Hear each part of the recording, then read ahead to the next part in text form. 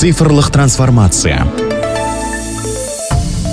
Қазақстанда IT қызметтер экспорты қарқынды дамып келеді. 2024 жылы еліміз компьютерлік қызметтер экспорты саласында рекорд орнатып, $690,7 миллион табыс тапты. Бұл алдыңғы жылмен салыстырғанда 30,5%-ға көп. 2023 жылы бұл көрсеткіш $529 миллион болған. Мұндай өсім елдің IT секторының тұрақты дамып келе жатқанын көрсетеді. Экспорттың негізгі бағыттары ақш, Ресей, Біріккен Араб Әмірліктері және Кипр. Жалпы Қазақстаннан IT қызметтері 86 елге экспортталады. Бұл отандық компаниялардың жоғары сұранысы мен жаһандық деңгейде табысты бәсекелесу қабілетін растайды. Экспорттың артуына 1,5 мыңнан астам компанияны біріктіретін, оның ішінде 400-і халықаралық компания болып саналатын Астана Хаб айтарлықтай үлес қосып отыр. 2024 жылы Астана Хаб резиденттері $479 миллион көлемінде IT қызмет көрсеткен. Халықаралық желіде кеңейіп жатыр. Қазір ақш, Сауд Арабиясы және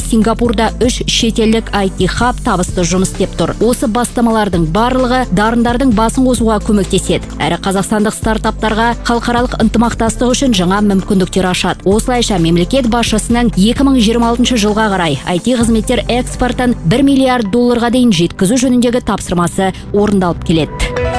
Ролик Қазақстан Республикасы Мәдениет және ақпарат министрлігінің тапсырысы бойынша дайындалды.